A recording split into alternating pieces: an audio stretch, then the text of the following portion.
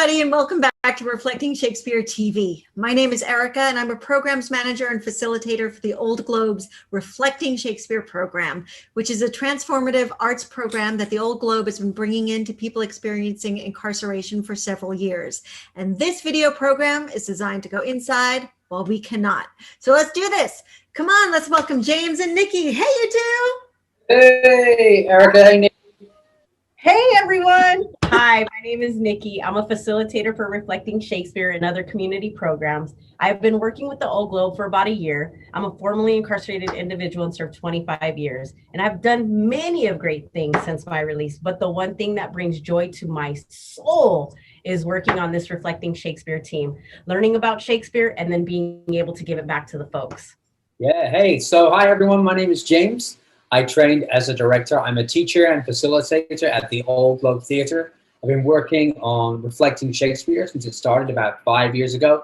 And prior to that, I was working on a playwriting program, bringing those into prisons and to juvenile hall. I'm really happy to be here today. And without further ado, it's down to me to introduce our awesome special guest for this week's episode, and that is the amazing Wendy Staggs. Hey, Wendy. Hi, thanks you guys so much for having me. I'm very honored to be here. Thank you so much.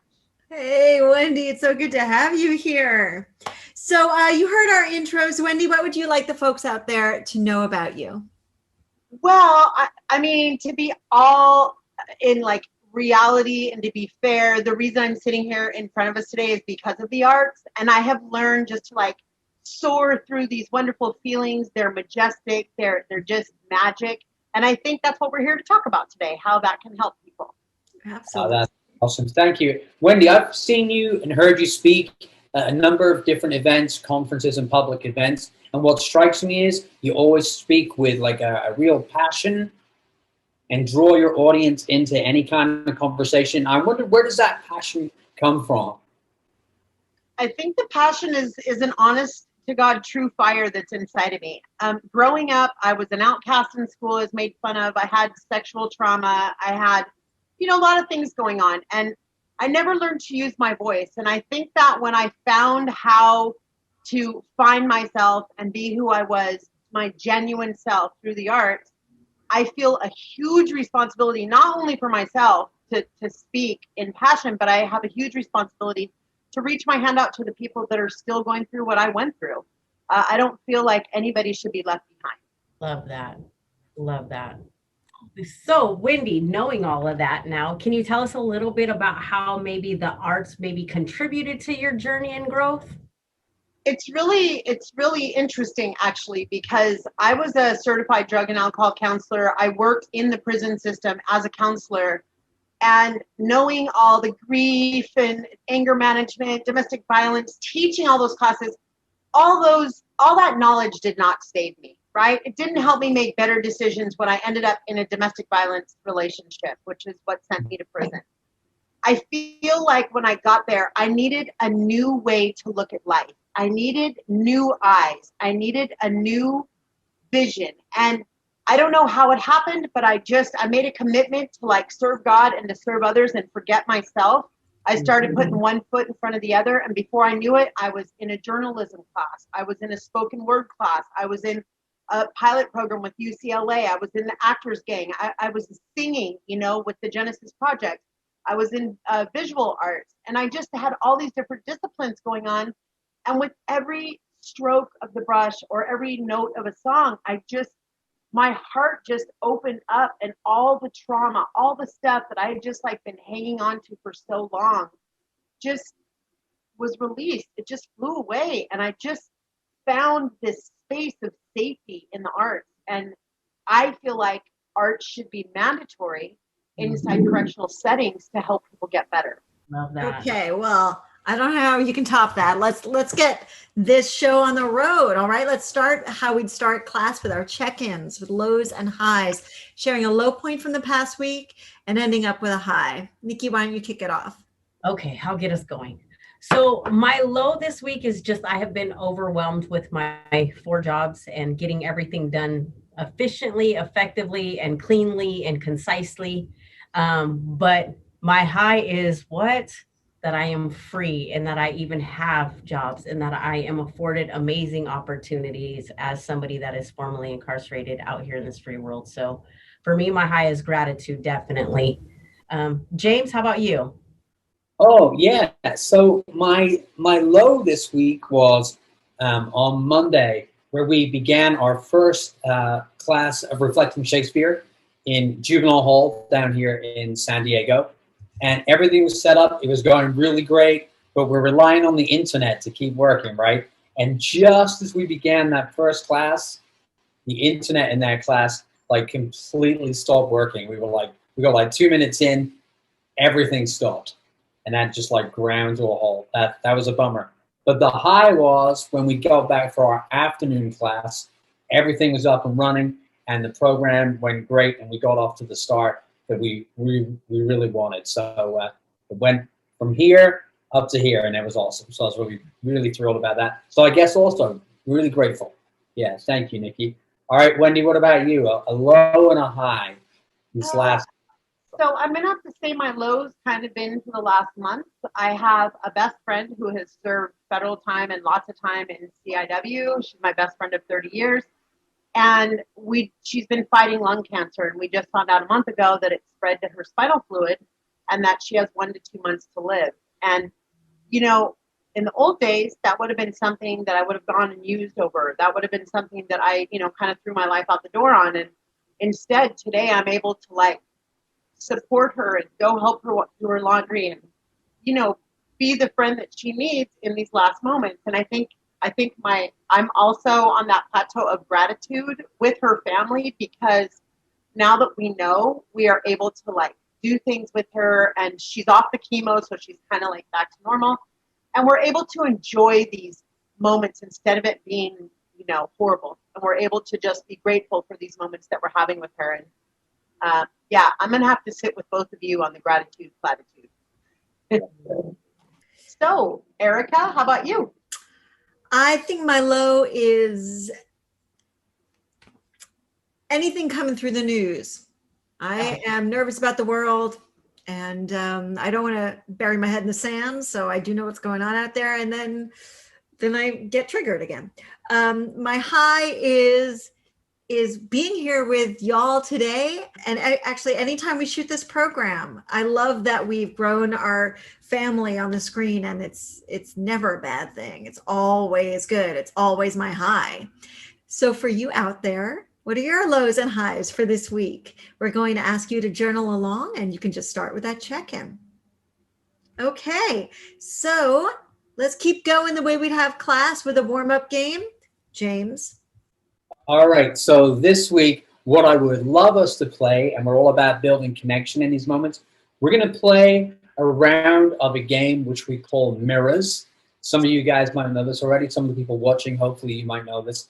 And this is the way we're going to do it on the Zoom internet version. All right, so I'm going to start off a slow movement.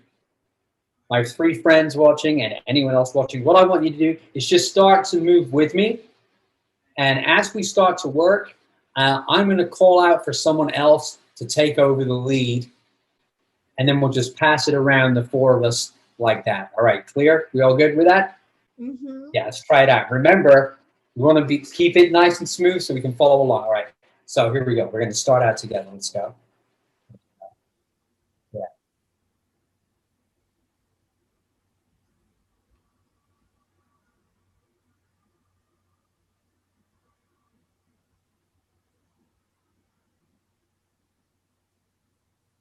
I pass it to Nikki.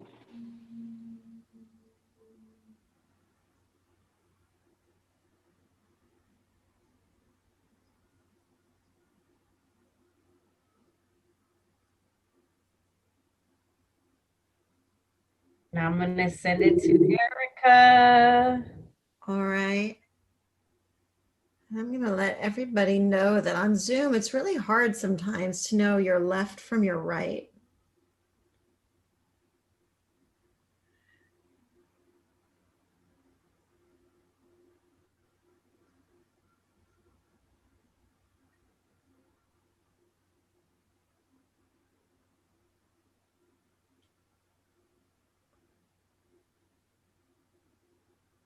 All right, I'll send it to Wendy.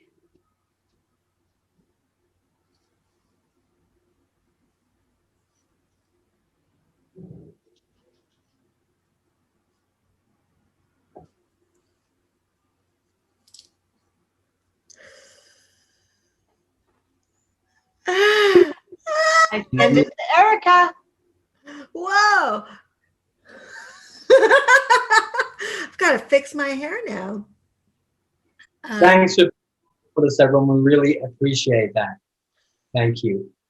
Oh, that is great fun. So the thing with warm-up games, it can feel like super awkward in the very beginning. We're definitely experiencing that with some of the youth sometimes, but especially when you play these kinds of games on the inside, right? Wendy, do you remember like about warm-up games and icebreakers and doing classes on the inside and how people would come in and be like super awkward, super defensive, and then all of a sudden you would see as even either the day went by or as the weeks went by, how it would be people would just be pumped and involved and get in there.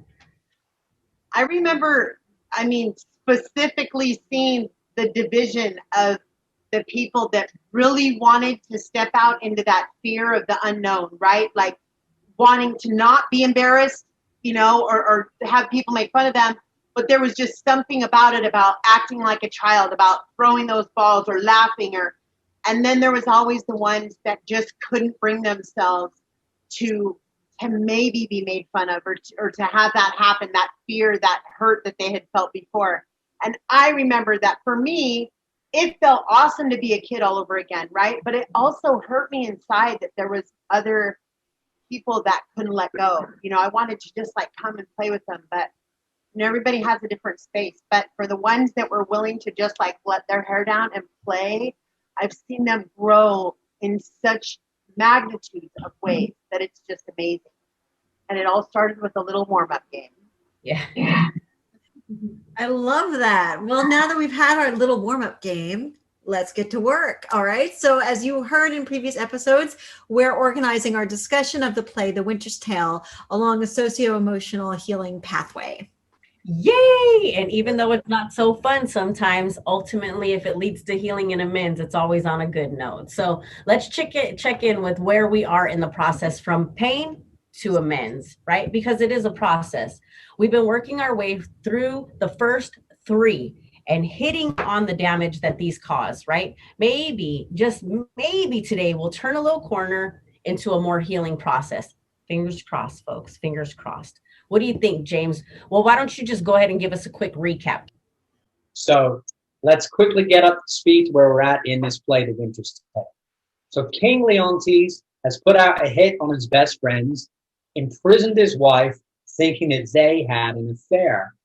All of this is based on him being triggered and seeing something and deciding that he had been betrayed. Leontes set up a trial where the oracle from the Temple of Apollo is going to send a message declaring whether Hermione, his wife, is guilty or innocent. Right, and the trial started. So far, we've heard Hermione declare the pointlessness of defending herself on ears so bent on her guilt that she won't be heard as anything other than guilty. Yeah, and it's been like a wild ride with a king who will not hear anyone else's point of view. And out of all of these people, only one person really kind of just stood up to him. And it was a fierce woman, but he wasn't going to have or hear any of it. He's so concerned about being the laughing stock of his kingdom that he's gone off the deep end, like with no listening and no compassion. So Wendy, just hearing like that little tidbit of setup, like what are you thinking about? Kind of about what we just talked about, the warm-up games. People are so afraid because of the hurt and the trauma they've already experienced, right? Or the lack of nurturing. They're so afraid that they build these, huge monumental things in their head that aren't even real, right? And so in the meantime, he's hurting all these people. And I think that's what we've done in our past lives, right? When we were hurting. So, I really see a correlation to life, to this story. This is real stuff. Yeah, that's awesome. Okay, so let's dive in. We are entering Hermione's trial. All right, so let's get a gander on how this is all going to play out. All right, so let's do this. So since Hermione has a pretty big speech here, James, why don't you read Leontes, and Nikki, Wendy, and I will share all of Hermione's lines, and then I'll also chime in as a court officer. Okay? Sounds good. All right, so here we are in the trial. Hermione's in the stand. Take it away. Sir, you speak a language that I understand not. My life stands in the level of your dreams. Your actions are my dreams. You had a bastard by Polixenes, and I but dreamed it. Look for no less than death. Sir, spare your threats. The bug which you would fright me with I seek. To me, can life be no commodity? The crown and comfort of my life, your favor, I do give loss, for I do feel it gone, but know not how it went. My second joy and first fruits of my body, from his presence I am barred like one infectious. My third comfort, starred most unluckily, is from my breast, the innocent milk in it most innocent mouth, hauled out to murder. Myself, on every post, proclaimed a strumpet with immodest hatred, the childbed privilege denied, which belongs to women of all fashion. Lastly, hurried here to this place in the open air, before I have got strength of limit. Now, my liege, tell me what blessings I have here alive that I should fear to die. Therefore proceed. But yet hear this, mistake me not, my no life. I prize it not a straw, but for mine honor, which I would free. If I shall be condemned upon surmises, all proof sleeping else, but what your jealousies awake, I tell you, it is rigor and not law. Your honors all, I do refer me to the oracle. Apollo, be my judge. In Apollo's name, his oracle. Break up the seals and read. And cut, cliffhanger. Let's wait to find out what Apollo himself has sent. All right. Great job, everyone. Woo! Great read, Wendy. And as Leontes, I really felt like the Hermione trio, they really let me have it just then. All right, so let's, there's a lot happening in that scene. Let's unpack it a little bit, pull it apart. So Leontes has threatened Hermione with the death penalty. And Hermione says, with all the lists, all the things that she lost, she kind of does a list. And it's like she has nothing to live for, but she does want to save her honor and her reputation. Why is that? Do you guys think that that's the thing that she's holding on to? I mean, for me, I stayed in a domestic violence relationship because I was determined to prove my loyalty, my honesty, my reputation, that I was not all the things that this guy was saying, right? And I, she's wondering what happened to their love. Like, where did it go? How did all this happen? And instead of just caring for herself, she's trying to prove herself to this man who is out of his mind. You know what? And just to pick up on that, Wendy, when you say that, it really makes it clear to me also her, like the one thing that she might have control over is her reputation or her honor, how she'll be remembered. And so whether or not she knows this man is out of her mind, he is, and she can't do anything about it right now. All she can do is state her case. And I think that's kind of universal for us all. About all we can do is try to operate in a way with our own integrity and leave this world with our own reputation intact the way we'd want it to be, which is not always in our control. I think the thing for me that stands out is like she has been like viciously just slandered and victimized, by somebody that is supposed to love her, honor her, and cherish her, and yet she's done nothing wrong. And not only is she being done and treated like that in front of just the one that's supposed to love her, but in front of everybody and being judged by that. And I think the thing that stood out to me more than anything is it's your rigor and not law. It's your opinion, it's your judgment, it's your jealousy ultimately, that is going to lead me to my death. The least you could do is just leave me with some honor, and clear my name and provide the truth of what it is that basically I've contributed to this community, and I feel like, you know, when our character gets assassinated, or, you know, the things that we've done and are held up against us, and that seems to be not the truth and not accurate as to who it is that we are, you know, there's a lot of harm that comes to that, you know, and what do you have to do, you know? And unfortunately, she's not even in a position to where she can defend anything, because it's all falling on deaf ears, you know. And we're just hoping that the oracles are going to be in her favor, you know, and that there's going to be some grace and some mercy and some true light shined on, you know, the truth, you know.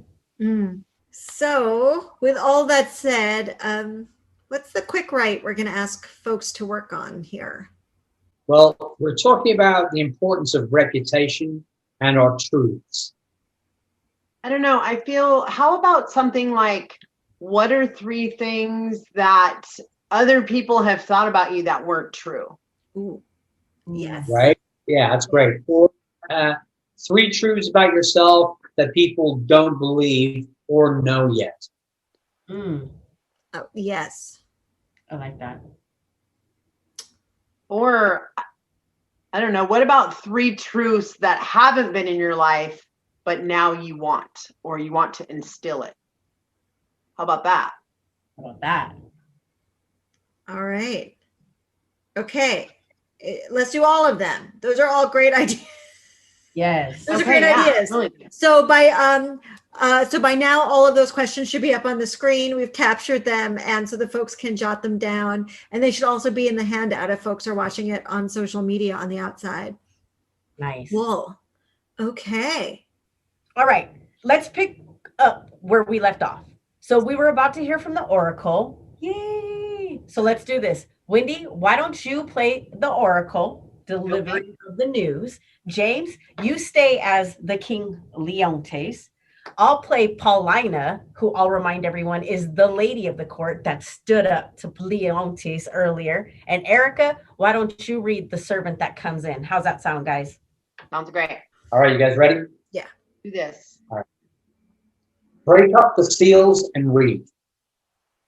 Hermione is chaste, Polixenes blameless, Camille a true subject, Leontes a jealous tyrant, his innocent baby truly begotten. And the king shall live without an heir if that which is lost be not found. There is no truth in the oracle. This is mere falsehood. My lord, the king. What is this business? Oh, sir, I shall be hated to report it. The prince, your son, with mere conceit and fear of the queen's speed, is gone. Ah, gone? Is dead. Apollo's angry. The news is mortal to the queen. Look down and see what death is doing. I have too much believed my own suspicion. Beseech you, tenderly apply to her some remedies for life. Apollo, pardon my great profaneness. Whoa! The queen, the sweetest, dearest creature's dead.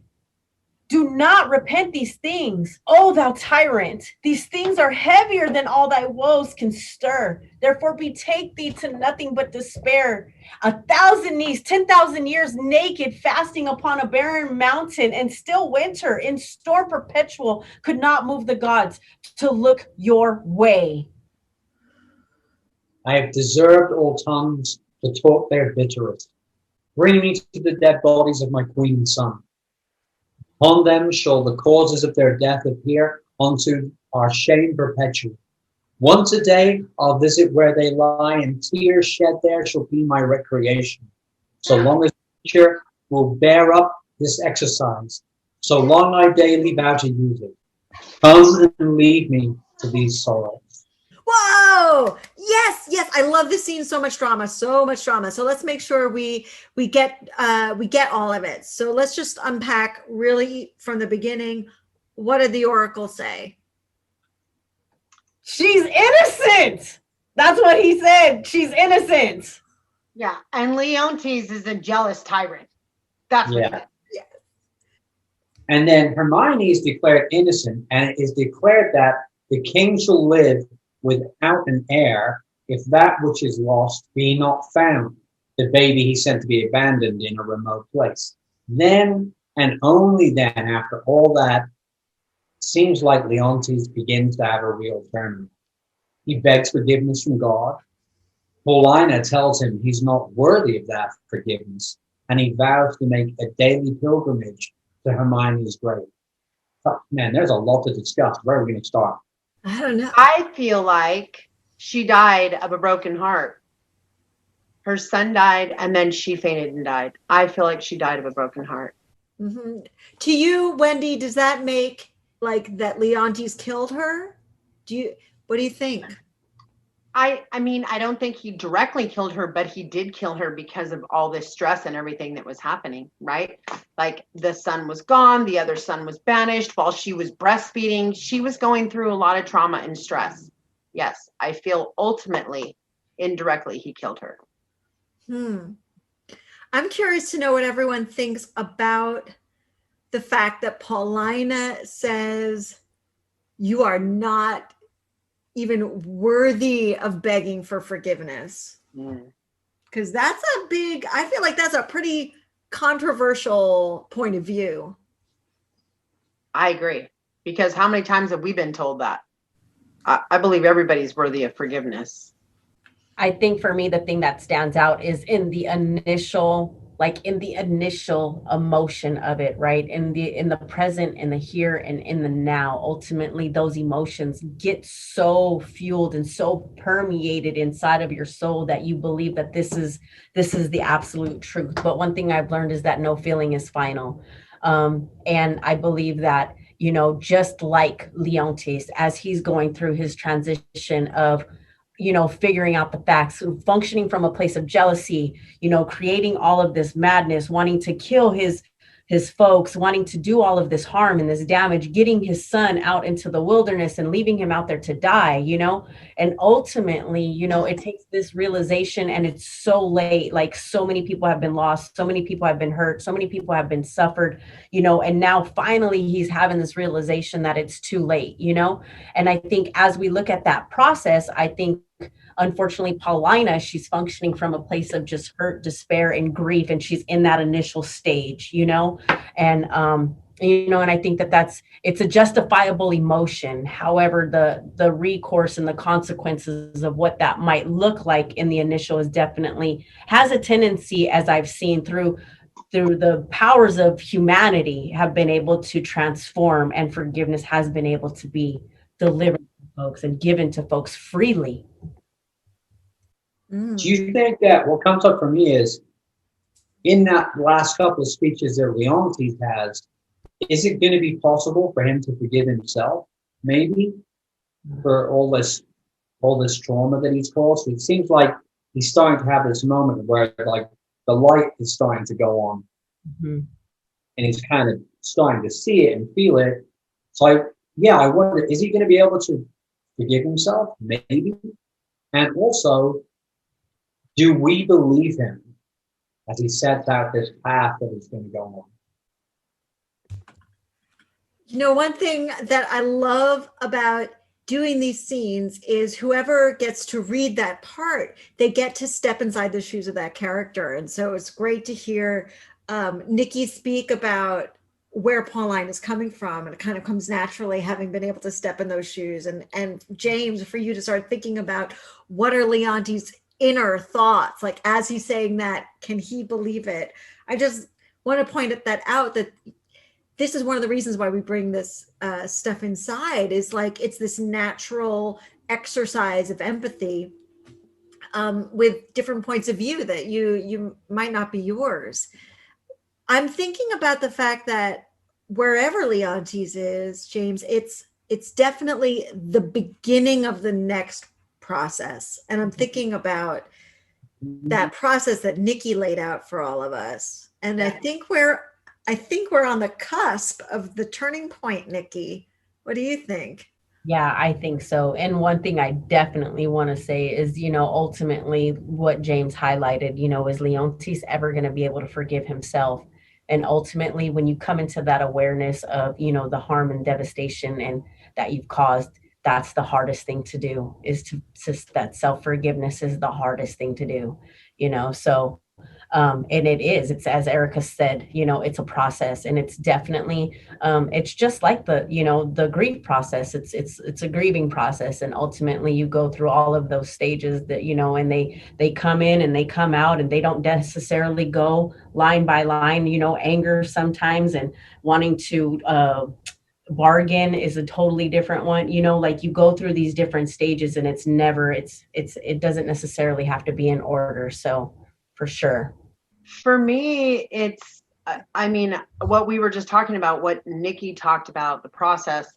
When I was doing the Actors Gang, right, and we had to do the 4 emotions: happiness, sadness, anger, and fear. I didn't realize how long in my life I had lived in fear and sadness, right? I didn't realize that until I got into these acting exercises. And I look at this and I think, God, everybody hates him. The queen is dead. Your son is dead. You're a piece of work, right? And all of a sudden he gets this moment of clarity, right? This epiphany of something's got to change. Oh my God, what have I done? And in the struggle of growing in that space, everybody else is still looking at you like a monster, right? They don't want to believe it. They don't want to even think of the possibility of forgiveness, let alone you having to deal with the fact that you need to forgive yourself, right?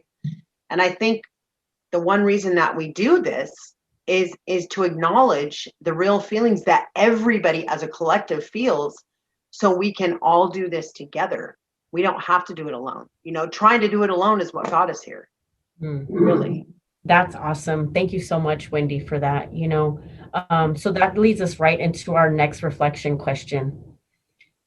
The question is, what is the importance of owning up to the actions you've taken, no matter the consequences or discomfort?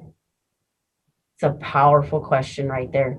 And it can be life-altering if you choose to do an insightful inventory and get a real assessment of owning those actions that you've taken, and maybe understanding harm that was caused due to those actions, and understanding what those consequences and that discomfort might have been.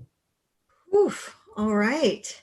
Well, with that, I just want to encourage everyone to write into us. If you're watching on the outside, you've got that handout. If you haven't jotted things down, you can download the handout and you'll have all the questions. If you're inside, we've got the question up on the screen, long enough, hopefully, for you to write it down, and how to write into us will be at the end. And I know that at the end of all of these recording sessions, we feel so connected, and we've had guests who are really empowered. They're like, oh, that was great. And I know watching these conversations may feel heavy. They might not feel as connected, as empowered as if you're part of it. So we really want you to be part of it. Please do write in your thoughts. We'll read it on the screen. We'll have you join us literally in the program that way.